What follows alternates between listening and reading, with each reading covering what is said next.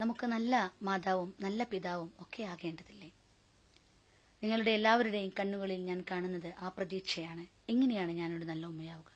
ഞാൻ നിങ്ങളോടൊരു കൊച്ചു ചോദ്യം ചോദിച്ചോട്ടെ. എന്താണ് ലോകത്തിലെ 7 മഹാത്ഭുതങ്ങൾ? നിങ്ങൾക്കൊരു പക്ഷേ മറുപടി പറയാൻ കഴിഞ്ഞേക്കാം. താജ്മഹൽ എന്നും ചൈനയിലെ വൻമതിലെന്നും പാരീസിലെ ഈഫൽ ടവർ എന്നും പിസാ ഗോപുരം എന്നും ഒക്കെ പറഞ്ഞേക്കാം.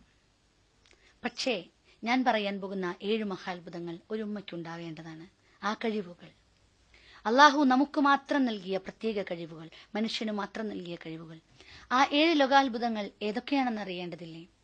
ടു സീ, കാണാനുള്ള കഴിവ്; ടു ഹിയർ, കേൾക്കാനുള്ള കഴിവ്; ടു ടോക്ക്, സംസാരിക്കാനുള്ള കഴിവ്; ടു ലാഫ്, ചിരിക്കാനുള്ള കഴിവ്; ടു ലവ്, സ്നേഹിക്കാനുള്ള കഴിവ്; ടു ഫീൽ, അത് അനുഭവിച്ചറിയാനുള്ളത്; ടു ടച്ച്, സ്പർശിക്കാനുള്ള കഴിവ്. ആ 7 ലോക മഹാത്ഭുതങ്ങൾ നമ്മളിലില്ലേ? നമുക്ക് ഓരോരുത്തർക്കുമില്ലേ കഴിവുകൾ? നിങ്ങളൊന്ന് ആലോചിച്ച് നോക്കുക.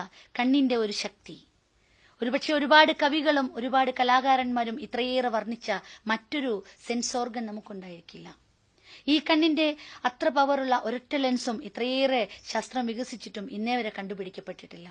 എങ്കിൽ എത്രയോ അന്ധന്മാർക്ക് കണ്ണിന് കാഴ്ച കിട്ടിയേനെ. പക്ഷേ ഈ കണ്ണിൽ നിന്നും കണ്ണിലേക്ക്, മറ്റൊരാളുടെ കണ്ണിലേക്ക് പ്രവഹിക്കുന്ന ഒരു തരംഗമുണ്ട്, വേവ് ലെങ്ത് ഉണ്ട്. നിങ്ങളുടെ കുഞ്ഞിനും നിങ്ങൾക്കുമിടയിൽ അത്തരം ഒരു വേവ് ലെങ്ത് ഉണ്ടായിരിക്കണം. നിങ്ങളുടെ കുട്ടിയുടെ ശരീരം മാത്രമല്ല, അവന്റെ മനസ്സും കാണാനുള്ള ഒരു കണ്ണ് നിങ്ങൾക്കുണ്ടായിരിക്കുക. അവന്റെ മനസ്സിലെ വേദനകളും പ്രയാസങ്ങളും അവന്റെ ആഗ്രഹങ്ങളും കാണാനുള്ള ഒരു കണ്ണുണ്ടായിരിക്കുക. അവനെ കേൾക്കാനുള്ള ഒരു കാതുണ്ടായിരിക്കുക. പടച്ചതമ്പുരാൻ പറഞ്ഞു നമ്മളോട്, അധികം പറയേണ്ട, നീ കുറെ കേൾക്കൂ. മറ്റുള്ളവരെ കേൾക്കാൻ വേണ്ടിയാണ് 2 കാതുകളും ഒരൊറ്റ നാവും തന്നത്. പക്ഷെ ഇന്ന് നമ്മൾ നമ്മുടെ കുട്ടികളുടെ അടുത്ത് പ്രയോഗിക്കുമ്പോൾ പലപ്പോഴും മറ്റെല്ലായിടത്തും ക്ഷമ കാണിച്ചാലും നമ്മുടെ കുട്ടികളുടെ അടുത്ത് നമ്മൾ ഒരുപാട് പറയും. അവർ പറയുന്നത് കേൾക്കാനുള്ള ഒരു മാനസികാവസ്ഥ പലപ്പോഴും ഉമ്മമാർക്കുണ്ടാവാറില്ല. നീ അങ്ങനെ തന്നെയാണ്, അല്ലെങ്കിൽ ഞാൻ പറയുന്നത് അങ്ങ് കേട്ടാൽ മതി, ഈ പറയുന്നത് അങ്ങോട്ട് അനുസരിച്ചാൽ മതി എന്നൊക്കെ കമാൻഡ്സ് ആണ് നമ്മൾ പലപ്പോഴും, ആജ്ഞകളാണ് പലപ്പോഴും നമ്മൾ കൊടുക്കാറ്.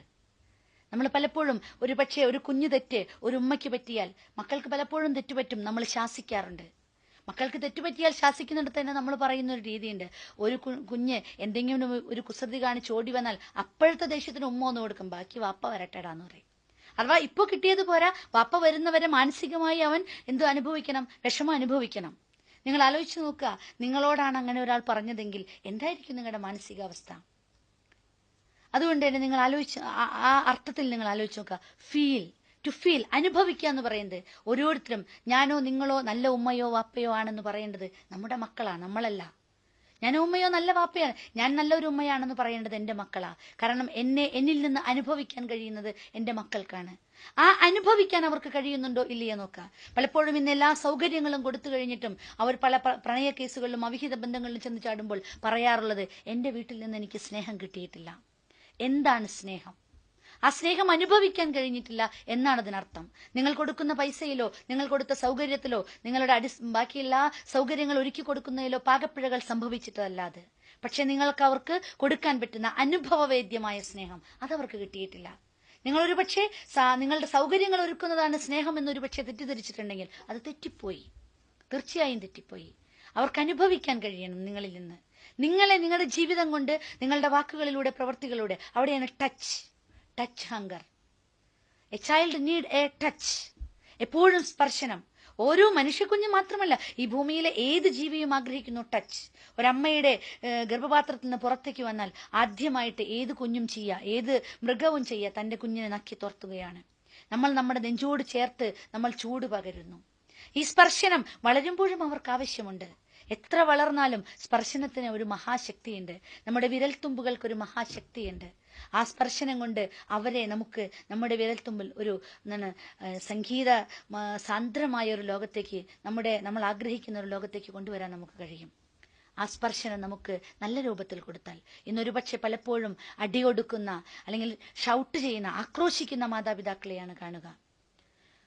രണ്ടാമതൊന്ന്, നമ്മൾ സ്നേഹിക്കേണ്ടതിനെ കുറിച്ച് പറഞ്ഞു. ടു ലവ്, എങ്ങനെയാണ് സ്നേഹിക്കുക? നമുക്ക് പരസ്പരം സ്നേഹിക്കാൻ നമ്മൾ സ്നേഹം കൊടുക്കുക. Give and take policy. ഇന്ന് ഏത് കാര്യത്തിലും അങ്ങനെയാണ്, കൊടുക്കുന്നതേ കിട്ടൂ. നമ്മൾ ആലോചിക്കുക, നമ്മൾ കൊടുക്കുക, നമ്മുടെ സ്നേഹം വാരിക്കോരി കൊടുക്കുക. ഒരാളും സ്നേഹിച്ചത് കൊണ്ട് ഈ ലോകത്ത് വഷളായി പോയിട്ടില്ല. തോമസ് ആൽവ എഡിസൺ നമുക്കറിയാം ഒരുപാട് കണ്ടുപിടുത്തങ്ങൾ ഈ ലോകത്ത് നടത്തിയ, നമുക്ക് ഈ ലോകത്ത് ഒരുപാട് അടിസ്ഥാന സൗകര്യങ്ങൾ ഒരുക്കി തന്ന മനുഷ്യൻ 6-7 സ്കൂളുകളിൽ നിന്നും പുറത്താക്കപ്പെട്ടിട്ട് ഓടി വന്നു. എല്ലാ ക്ലാസ്സുകളിലും ശല്യക്കാരനായിരുന്നു. ക്ലാസ്സിൽ ശരിക്കിരിക്കാനോ പഠിക്കാനോ പറ്റാത്തൊരു കുഞ്ഞായിരുന്നു. 6ാമത്തെ സ്കൂളിൽ നിന്നും മടങ്ങി വരുന്ന മകനെ കെട്ടിപ്പിടിച്ചുകൊണ്ട് അവന്റെ അമ്മ പറഞ്ഞത് ഇതായിരുന്നു: മകനെ, നിന്നെ എനിക്ക് വേണം, നീ എന്റെ മകനാണ്, നിന്നെ എനിക്ക് വേണം. അങ്ങനെ ആ അമ്മ കെട്ടിപ്പിടിച്ചില്ലായിരുന്നുവെങ്കിൽ ഇന്ന് ലോകം കാണുന്ന ഒരു മഹാശാസ്ത്രജ്ഞനായിട്ട് നമുക്ക് എഡിസനെ കാണാൻ കഴിയില്ല. അതുകൊണ്ട് തന്നെ തീർച്ചയായിട്ടും നമ്മൾ മനസ്സിലാക്കുക, നാം എങ്ങനെയാണോ നമ്മുടെ മക്കളോട് ഉള്ള ആറ്റിറ്റ്യൂഡ്, നമ്മുടെ മനോഭാവം എന്താണ്? നമുക്ക് വേണ്ടിയല്ല, ഈ ലോകത്തിന് വേണ്ടിയാണ് കുഞ്ഞുങ്ങൾ.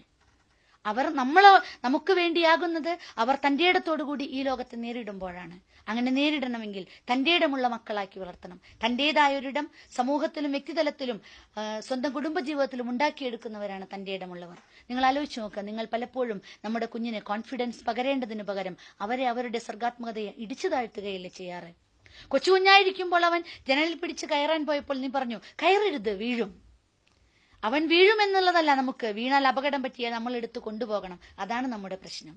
അതേസമയം നാം കൈപ്പിടിച്ച് അവനെ കയറ്റുകയും അവന്റെ ഉയർച്ചയിൽ നാം സന്തോഷിക്കുകയും മെല്ലെ ഇറക്കിയിട്ട് പറയാണ്, നമ്മൾ കൂടെയുള്ളപ്പോൾ നിനക്ക് കയറാം, ഇല്ലെങ്കിൽ എന്റെ മോൻ വീഴും, അപ്പോൾ വാവു ഉണ്ടാവും എന്ന് നമുക്ക് ആശ്വാസത്തോടെ പറയാൻ കഴിഞ്ഞാൽ അവന് നാളെയുള്ള അവന്റെ വ്യക്തി ജീവിതത്തിൽ എല്ലാ ഉയരങ്ങളെയും കീഴടക്കാനുള്ള ആത്മവിശ്വാസം അവനുണ്ടാകും. ഈ ആത്മവിശ്വാസമാണ് നമ്മൾ പകരേണ്ടത്. ഈ ലോകത്ത് ജീവിക്കണമെങ്കിൽ പ്രത്യേകിച്ച് പെൺകുട്ടികൾക്ക് ഒത്തിരി ആത്മവിശ്വാസം ആവശ്യമാണ്. എല്ലാറ്റിനെയും ഇടിച്ചു താഴ്ത്തുന്ന അല്ലെങ്കിൽ അവരുടെ വ്യക്തിത്വത്തിനെ ഇല്ലാതെയാക്കുന്ന ഒരുപാട് പ്രവർത്തനങ്ങൾ നമ്മുടെ ചുറ്റും നടക്കുന്നുണ്ട്. അവിടെയൊക്കെ സ്വന്തം ശരീരത്തെക്കുറിച്ചും സ്വന്തം മാനസികാവസ്ഥയെക്കുറിച്ചും സ്വന്തം ആദർശത്തെക്കുറിച്ചുമുള്ള ബോധമുണ്ടാക്കാൻ ഒരു ഉമ്മയ്ക്കാണ് കഴിയുക. നിങ്ങൾ വിധേയത്വത്തിന്റെ കെട്ടിയൊരുക്കലുകളല്ല പെൺകുഞ്ഞുങ്ങളെ പഠിപ്പിക്കേണ്ടത്. പെൺകുഞ്ഞുങ്ങളെ പഠിപ്പിക്കേണ്ടത് അവർക്ക് ആദർശം കൊടുത്ത സ്വാതന്ത്ര്യത്തിന്റെ മഹിതമായ ഒരു സംസ്കാരമുണ്ട്. ആ സംസ്കാരം പഠിപ്പിക്കാൻ നമുക്ക് കഴിയണം. നമ്മളിവിടെ അടിച്ചമർത്തപ്പെടുന്നവരുടെയും പീഡിപ്പിക്കപ്പെടുന്നവരുടെയും കഥകളല്ല നമ്മൾ പറഞ്ഞു കൊടുക്കേണ്ടത്. അത് അങ്ങനെ ഒരു സംഭവം ഇവിടെ ഉണ്ട് എന്നുള്ള അവരെ ഓർമ്മപ്പെടുത്തുന്നതിനോടൊപ്പം അവരുടെ ശരീരവും അവരുടെ മനസ്സും അവരെ ആത്മവിശ്വാസവും സംരക്ഷിക്കാനുള്ള മാർഗങ്ങൾ പറഞ്ഞു കൊടുക്കുന്നതിനപ്പുറം നമ്മുടെ ഈ ആദർശം നമുക്ക് തന്ന സ്വാതന്ത്ര്യം ഉപയോഗപ്പെടുത്തി ഈ ലോകത്ത് നിന്ന് ഉയർന്നു വന്ന ഒരുപാട് മഹിളാമണികളുണ്ട്. അവരെ കുറിച്ച് പറഞ്ഞു കൊടുക്കാൻ നമുക്ക് കഴിയണം. നീ അങ്ങനെ ആകണ്ട എന്ന് പറയുന്നതിന് പകരം നീ ഇങ്ങനെയാകണമെന്ന് ചൂണ്ടിക്കാണിക്കാൻ ഒരു ഉമ്മയ്ക്ക് കഴിയണം. അങ്ങനെയാണ് ടു ടച്ച്, മനസ്സിലേക്കും അവരുടെ ശരീരത്തിലേക്കും. ടു ലാഫ്, ചിരിക്കുക മനുഷ്യന് മാത്രം അല്ലാഹു തന്ന കഴിവാണ്. നിങ്ങൾ ആലോചിച്ച് നോക്കിയിട്ടുണ്ടോ? 60-ലധികം പേശികൾ ചലിച്ചാലേ ഒരു മനുഷ്യന് ചിരിക്കാൻ കഴിയൂ. നിങ്ങൾ എപ്പോഴാണ് ചിരിക്കാറ്? പലതരത്തിലുള്ള ചിരികളുണ്ട്. നിങ്ങളൊരു കുട്ടി കാണിക്കുന്ന വികൃതി കണ്ടിട്ട് ഒരു പുച്ഛിച്ചിട്ടാണ് ചിരിച്ചതെങ്കിൽ തന്റെ ഉമ്മയെ ആ പുച്ഛിച്ച ചിരിയോടെയാണ് അവൻ നാളെയും ആലോചിക്കുക. നിങ്ങൾ ആലോചിക്കേണ്ടത് ആ കുട്ടിയുടെ കണ്ണിലേക്ക് നോക്കി നിങ്ങൾ ചിരിക്കുക. ആ ചിരി നിങ്ങളുടെ മനസ്സിൽ നിന്ന് വരുന്നതായിരിക്കണം. നിങ്ങൾ പരസ്പരം കളിയാക്കി ചിരിക്കരുതെന്ന് പ്രവാചകൻ പറഞ്ഞതിൽ ഒരുപാട് അർത്ഥമുണ്ട്. ഒരുവന്റെ മനസ്സിനെ വേദനിപ്പിക്കാൻ ഒരു വാക്ക് വേണ്ട, ഒരു കളിയാക്കിയിട്ടുള്ള ചിരി മതി, ഒരു പരിഹാസ ചിരി മതി. അതൊരിക്കലും നമ്മൾ ഒരുപക്ഷെ വീടകങ്ങളിൽ നമ്മൾ ഓർക്കാറില്ല. പരസ്പരം കുത്തുവാക്കുകൾ പറയുകയും പരിഹസിക്കപ്പെടുകയും ചെയ്യുന്ന ഒരു വീട്ടിൽ എങ്ങനെയാണ് ആത്മവിശ്വാസമുള്ള നല്ല ഒരു കുട്ടി വളർന്നു വരിക? അതുകൊണ്ട് തന്നെ നമ്മൾ ആലോചിക്കുക, അത്തരമൊരു അവസ്ഥ നമ്മളിൽ ഉണ്ടാകണം.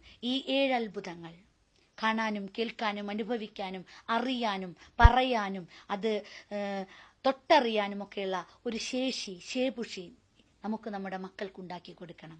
അതുകൊണ്ട് നമുക്ക് മാറേണ്ടതില്ലേ? Change your thinking. നിങ്ങളുടെ ചിന്തകൾ മാറ്റുക.